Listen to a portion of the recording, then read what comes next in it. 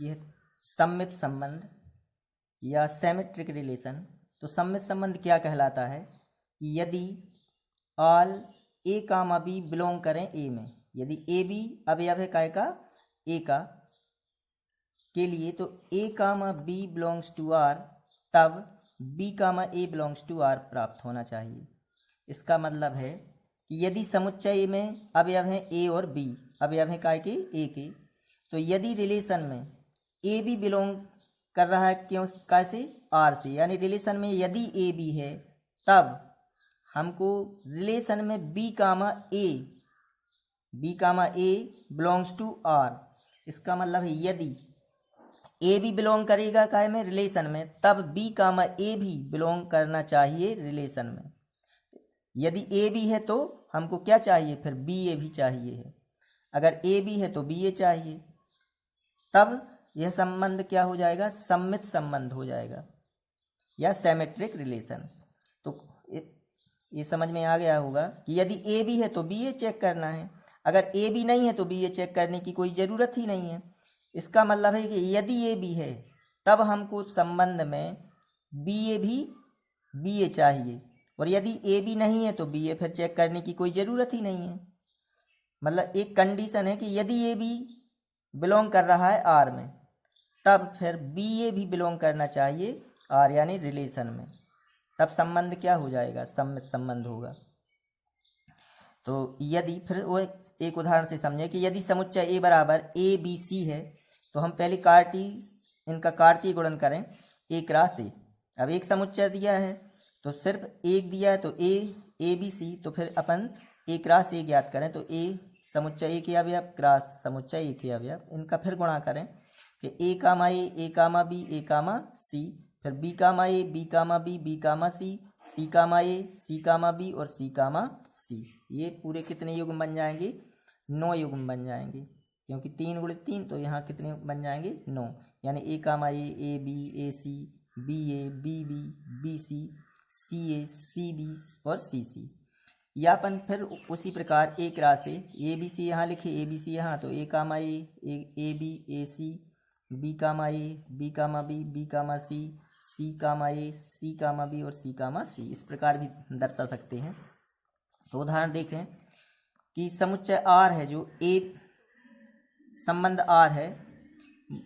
अब समुच्चय ए में क्या है अपने पास, ए में है ए बी और सी। अब अपन को चेक करना है कि रिलेशन में क्या है, यहाँ ए बी है, तो ए बी का जो सिमेट्रिक है, ए बी का सिमेट्रिक, ए बी का इसको पलट के क्या कर देंगे हम बी ए। अगर ए बी है तो बी ए भी है, तो ए बी का सिमेट्रिक यानी सम्मित क्या मिल गया हमको, बी ए मिल गया है।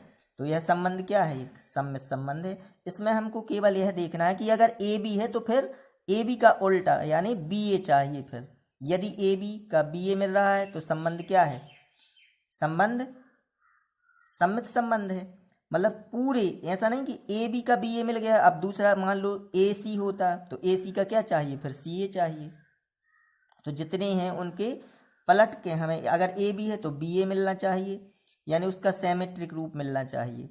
अब दूसरा संबंध है जो ए बी है, अब ए बी का क्या अपन को बी ए मिल रहा है, पहले ये चेक करें, ए बी का बी ए नहीं है, इसलिए यह संबंध अब और चेक करने की कोई ज़रूरत नहीं है। इसकी ये कंडीशन कि यदि ए बी है तो बी ए हमें रिलेशन में चाहिए। अब ए बी है, बी ए नहीं मिला, बाकी के इनके सबके अगर होते भी, लेकिन जितने भी हैं प्रत्येक का सिमेट्रिक रूप मिलना चाहिए। तो ए बी है तो बी ए नहीं मिला, इसलिए यह संबंध सम्मित संबंध नहीं है। तीसरा चेक करें, ए कामा ए है, तो ए कामा ए का अगर हम उल्टा करें तो ए कामा ए का अगर सिमेट्रिक तो ए कामा ए ही होगा। इसको पलट दें तो तब भी तो ए कामा ए का उल्टा क्या हो जाएगा, ए कामा ए, तो ए तो मिल गया। बी कामा बी का सिमेट्रिक रूप भी, यानी बी कामा बी का सम्मित रूप भी बी कामा बी ही होगा, तो ये भी मिल गया। सी कामा सी हो पलटेंगे तो भी यही बनेगा। इसका मतलब यह संबंध है जो सम्मित संबंध है, यह स्वतुल्य भी है और सम्मित भी मिल गया है। ये समझ में आया क्यों है, क्योंकि ए कामा ए को अगर हम पलट देंगे तो ए कामा ए ही बनेगा, बी कामा बी को पलटेंगे तो बी कामा बी ही बनेगा, सी कामा सी को पलटेंगे तो सी कामा सी ही बनेगा, इसलिए यह संबंध है जो सम्मित संबंध है। चौथा, क्या फाई एक सम्मित संबंध है? फाई क्या एक सम्मित संबंध है? हाँ, यह भी एक सम्मित संबंध है, क्योंकि इसकी क्या कंडीशन है कि यदि ए बी है तब हमको बी ए चेक करना है, जब ए बी ही नहीं है तो बी ए चेक करने की कोई ज़रूरत नहीं है। इसकी अगर हम इसका उल्टा करें कि कोई भी रिलेशन या कोई भी संबंध सम्मित संबंध कब नहीं होगा, कोई भी रिलेशन सम्मित संबंध कब नहीं होगा कि जब ए बी हो, और ए बी हो रिलेशन में लेकिन बी ए ना हो, ए बी हो और बी ए ना हो। लेकिन इसमें तो जब ए बी ही नहीं है तो हमको ए बी नहीं है, कुछ भी नहीं है, तो इसका तो हमको कुछ चेक ही नहीं करना। इसका मतलब यह संबंध भी एक सम्मित संबंध है, क्योंकि अगर ए बी है तो बी ए चेक करना है, बट अगर ए बी है तो बी ए चेक करेंगे कि बी ए है। अगर बी ए होता, ए बी है बी ए है, तब यह संबंध क्या हो जाता, सम्मित। लेकिन जब ए बी ही नहीं है तो बी ए चेक करने की कोई ज़रूरत ही नहीं है, इसलिए यह संबंध क्या है, एक सम्मित संबंध है। पांचवा, ए बी सी है, बी सी का क्या मिल गया हमें, C B. B comma B, B comma B का उल्टा भी तो बी कामा बी होगा, तो ए भी है। सी कामा सी का उल्टा भी सी कामा सी, इसलिए यह रिलेशन भी सम्मित संबंध है, क्योंकि बी कामा सी का सी बी मिल गया, बी कामा बी का उल्टा भी बी कामा बी होता है, और सी कामा सी का उल्टा भी सी कामा सी। इसके पूरे युग्म एक दूसरे के सिमेट्रिक हैं, इसलिए यह संबंध सम्मित संबंध है। चौथा, इसका जो छठवां है वो है संबंध R A cross A. A cross A के तो पूरे अब जी हो जाएंगे। तो देखो, ए क्रॉस ए का उल्टा A cross A, B comma B का उल्टा बी कामा बी, सी कामा सी का उल्टा भी सी कामा सी। और देखो यहाँ ए बी का उल्टा बी ए मिल रहा है, ए सी का सी ए, बी सी का सी बी, और बाकी एक दूसरे के उल्टे होते ही हैं, इसलिए यह संबंध भी एक सम्मित संबंध है, क्योंकि इसके तो सब एक दूसरे के उल्टे हैं इसमें। अगला है ए बी। ए बी का क्या हमको बी ए मिल रहा है, नहीं मिला, इसलिए यह संबंध, और बाकी के चेक करने की जरूरत नहीं है, क्योंकि ए बी का हमको बी ए नहीं मिला, इसलिए यह संबंध सम्मित नहीं है। जितने भी हों सब प्रत्येक के चाहिए अपन को। अगर ए बी का बी ए मिल जाता अपन को तो फिर बी सी का चेक करते कि बी सी का सी बी है क्या। अगर सी बी भी मिल जाता तो फिर ए सी का अपन क्या चेक करते, सी ए चेक करते कि ए सी का सी ए है। अगर एक का भी अगर हमको सम्मित रूप नहीं मिल रहा है तब यह संबंध सम्मित नहीं होगा।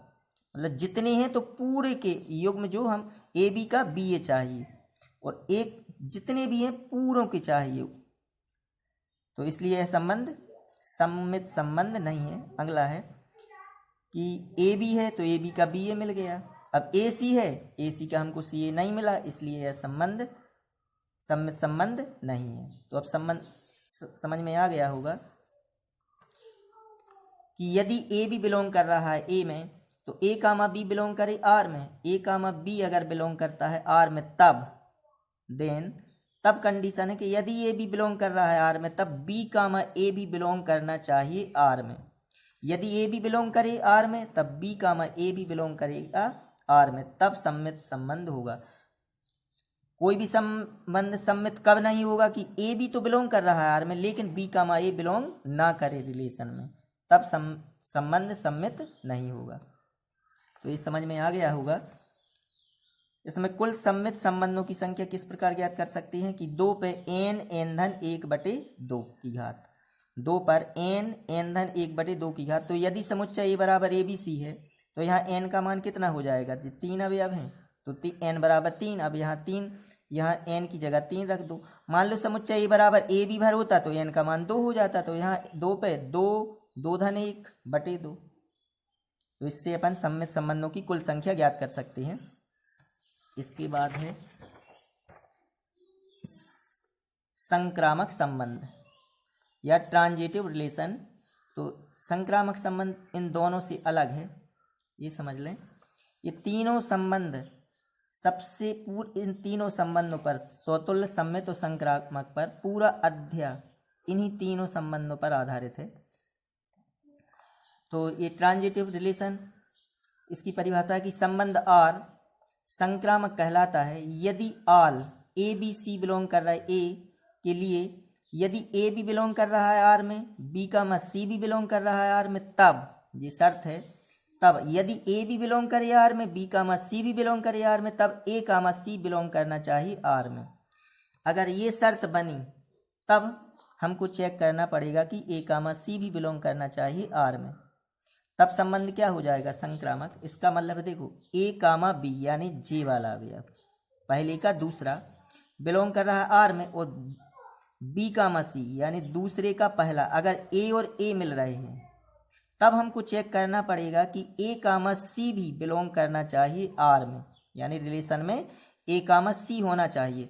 कब, यदि ए कामा बी यानी जे वाला अवयव पहले का दूसरा और दूसरे का पहला, अगर जे मैच कर रहे हैं, एक से हैं, तब हमको क्या चेक करना पड़ेगा कि ए कामा सी भी बिलोंग करना चाहिए आर में, तब रिलेशन क्या, तब ए कामा सी बिलोंग करना चाहिए आर में। ये है शर्त इसकी कि ए भी बिलोंग करे आर में, बी कामा सी भी बिलोंग करे आर में, तब ए कामा सी बिलोंग करना चाहिए आर में, तब संबंध क्या हो जाएगा, संक्रामक संबंध हो जाएगा।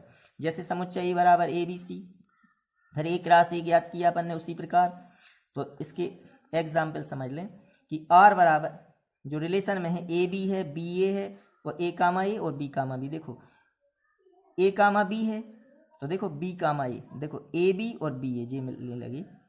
अगर बी तय है, बी तय, तो अब हमको क्या चेक करना पड़ेगा कि ए कामा ए, तो देखो ए कामा ए भी है, तो इसका मतलब है यह संक्रामक संबंध है। अगर शर्त बन रही है कि ए बी हो और बी सी हो, इसका मतलब है ए बी है यहाँ और बी ए है, तो देखो ए पहले का दूसरा और दूसरे का पहला अवयव मिल रहा है, तब हमको चेक करना पड़ेगा कि ए कामा ए, देखो ये पहले का दूसरा दूसरे का पहला अगर मिल रहा है तो फिर क्या होना चाहिए, ए वाला, ए कामा सी, यानी यहाँ ए है तो हमको यहाँ ए कामा ए मिल रहा है, इसका मतलब यह संबंध संक्रामक है। इसको उल्टा भी लिख सकते हैं, ये आगे लिख दें, ये पीछे, तो देखो अगर इसको आगे और इसको पीछे लिखेंगे तो ए मिल रहा है और ए भी मिल रहा है, तो फिर हमको क्या चेक करना पड़ेगा, बी कामा बी, तो बी कामा बी भी है, इसलिए यह संबंध क्या है, संक्रामक संबंध है। दूसरा है बी कामा सी है और सी कामा ए है, देखो बी कामा सी और सी कामा ए, सी है, ए बी सी मिल रहा है, तो अब हमको चेक करना पड़ेगा कि बी कामा ए होना चाहिए, तो बी कामा ए है क्या इसमें, नहीं, तब यह संबंध संक्रामक नहीं है। क्यों नहीं है, क्योंकि यदि शर्त बन रही है, यदि बी सी है और सी ए है, तो तब इसमें क्या होना चाहिए था, बी कामा ए भी इस रिलेशन में होना चाहिए, लेकिन बी कामा ए यहाँ नहीं है। अगर शर्त बनी तब, ये शर्त बन रही है तब हमें बी कामा ए चेक करना पड़ा, तो बी कामा ए इसमें है नहीं, इसलिए यह संबंध संक्रामक संबंध नहीं है। अब फाई, क्या फाई एक संक्रामक संबंध है, फाई क्या एक संक्रामक संबंध है, हाँ यह एक संक्रामक संबंध है, क्योंकि समझना इसको अच्छे से। अपनी शर्त क्या है कि यदि ए भी बिलोंग करे आर में, बी कामा सी बिलोंग करे आर में, तब हमको चेक करना है ए कामा सी। जब ए बी और बी सी, हमको यहाँ कोई शर्त ही नहीं बन रही है, यहाँ फाई में कोई शर्त बन रही है, इसमें तो कुछ भी नहीं मिल रहा है, तो इसका मतलब यह संबंध संक्रामक है। अगर हम इसका उल्टा समझें कि कोई भी संबंध संक्रामक कब नहीं होगा, कोई भी संबंध संक्रामक कब नहीं होगा, जब रिलेशन में ए बी हो, बी सी हो, लेकिन ए सी ना हो। जब शर्त बन रही हो कि ए बी हो, बी सी हो, ए बी हो और बी सी हो, तब हमको ये कामा सी चेक करना पड़ेगा, तब ए सी ना हो, तब संबंध संक्रामक नहीं होगा कि ए बी है, बी सी है, लेकिन ए सी नहीं है।